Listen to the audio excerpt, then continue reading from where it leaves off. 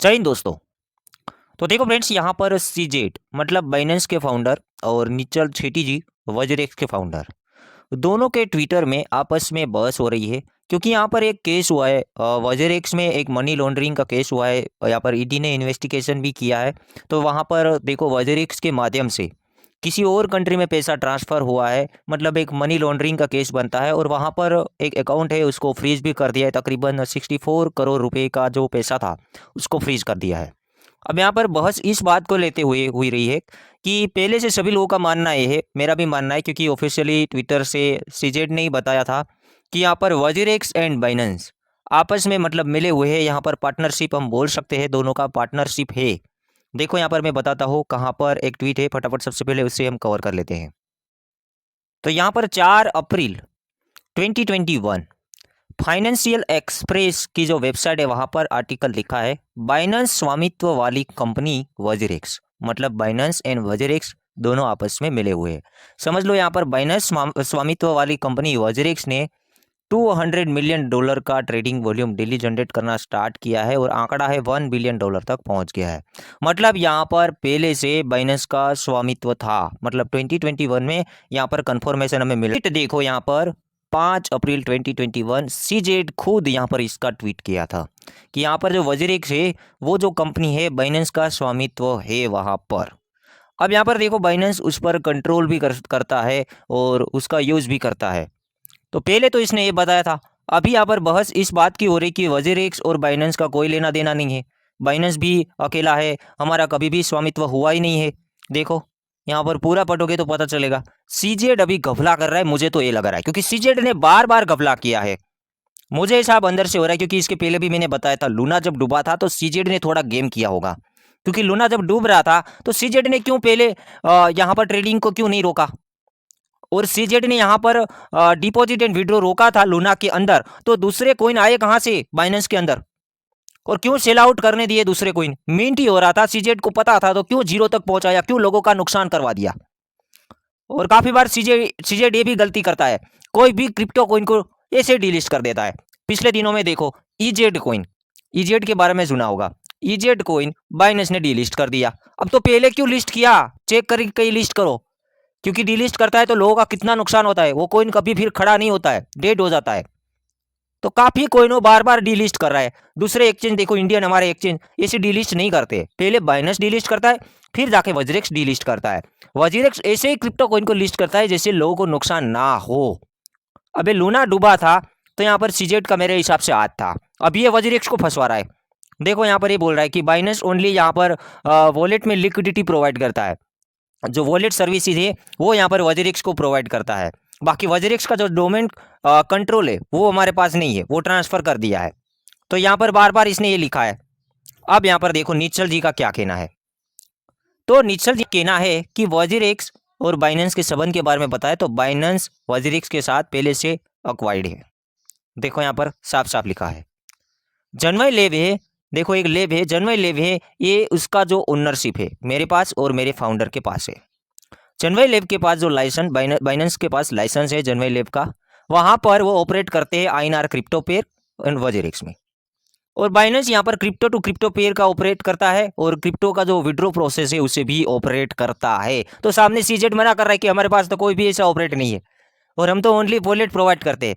तो पहले क्यों नहीं बताया, आज तक लोगों के मन में क्या चल रहा था कि ये जो वजीरेक्स है वो बाइनेंस के साथ है, मतलब लोगों को सेफ लगता था। अब यहाँ पर मेरे हिसाब से गलती बाइनेंस कर रही है, सीजेड निश्चल जी के साथ बहस कर रहा है। यहाँ पर निश्चल जी ने कहा है कि आप चाहे तो चेक कर सकते हो, TOS ऑफ वजीरेक्स चेक कर सकते हो। Binance Binance WazirX domain name का यूज करता है, बाइनेंस के पास रूट एक्सेस है AWS सर्वर का। बाइनेंस यहाँ पर बाइनेंस के पास सभी क्रिप्टो एसेट है, बाइनेंस के साथ बाइनेंस के पास सभी प्रॉफिट भी है, मतलब जो क्रिप्टो में जो प्रॉफिट हो रहा है वो बाइनेंस को मिल रहा है। मतलब आपको जनमई और वजीरेक्स में कंफ्यूज नहीं होना है, 13 घंटे पहले इसने बताया है। फिर यहाँ पर देखो सीजेड ने आंसर क्या दिया, इसके आंसर में क्या दिया, वजीरेक्स ने बताया कि पहले से एक्वाइर्ड है, ये वाला है, प्रॉफिट हो रहा है, सब कुछ हो रहा है। तो सीजेड ने यहाँ पर क्या कहा कि देखो भाई, ये हम ट्विटर में बेस कर रहे हैं, तो यहाँ पर Binance only wallet service provide करता है, वजीरेक्स डोमेन ट्रांसफ़र और कंट्रोल। देखो भाई इसका कंट्रोल हमारे पास नहीं है, फिर यहाँ पर इसने ये कहा हम चाहे तो वजरिक्स को शट डाउन कर सकते हैं। ये यहाँ पर इसने लिखने में गलती की है क्योंकि इसके पास कंट्रोल नहीं है, तो वजरिक्स को वो कैसे शट डाउन कर सकता है। अब देखो निश्चल जी का आंसर। तो देखो यहाँ पर 2 घंटे पहले निश्चल जी ने आंसर दिया कि आप वजरिक्स को शट डाउन कर सकते हो। इससे मामला साबित होता है कि आपके पास कंट्रोल है। जैसे आपके पास कंट्रोल है तभी तो आप शट डाउन कर पाओगे। तो देखो भाई यहाँ पर ये दोनों के बीच में बहस हो रहा है। मेरे हिसाब से पार्टनरशिप तो था ही, क्योंकि ऐसे ही निश्चल जी कोई पागल नहीं है कि ये सीजेड का नेम ले। अब सीजेड को ईडी का डर है क्योंकि हमारे इंडियन ईडी छोड़ेगी नहीं यहाँ पर। आप समझने की कोशिश करो। तो हमारा कहने का मतलब एक ही कि अब हम फंड है एक एक्सचेंज में कभी नहीं रखेंगे, मल्टीपल एक्सचेंज में रखेंगे, या तो हम प्राइवेट वॉलेट में रखेंगे। समझने की कोशिश करो। या तो सबसे बेटर है आपके पास ज़्यादा फंड है तो हार्डवेयर वॉलेट का यूज़ करें। कैसे करते हैं उसका मैं आपको वीडियो बिल्कुल बताऊंगा, बिल्कुल ट्रांसफ़र करके बताऊंगा कि कैसे यहाँ पर ये सब कुछ होता है। देखो ये निश्चल जी को फंसाया जा रहा है, मुझे यही दिख रहा है, क्योंकि ये साफ साफ बोल रहा है कि देखो मेरे भाई हम चाहे तो वज्रिक्स को शट डाउन कर सकते हैं। फिर निश्चल जी ने बताया कि आप शट डाउन कर सकते हो। इससे ये साबित होता है कि आपके पास कंट्रोल है। कंट्रोल के बिना ये बंद नहीं होता है। फिर यहाँ पर निश्चल जी ने एक और बातचीत की कि all user asset crypto and INR on crypto and INR on WazirX are safe. तो मतलब क्रिप्टो करेंसी जो आपका है आईएनआर पेयर हो या क्रिप्टो पेयर हो, आपका एसेट सेफ है वज्रिक्स के अंदर। देखो निश्चल जी ने अच्छा खासा सपोर्ट 2018 में भी किया था। आईएनआर का जो ट्रांजैक्शन था, बैंकिंग सेक्टर थे, उस पर बैन लगाया था, रोक लगाया था। तो निश्चल जी ने सपोर्ट किया था, P2P का ऑप्शन लाए और वहाँ पर फिर से लोग अपना पैसा निकाल सकते थे। तो निश्चल जी ने तो पहले से अच्छा ही काम किया है।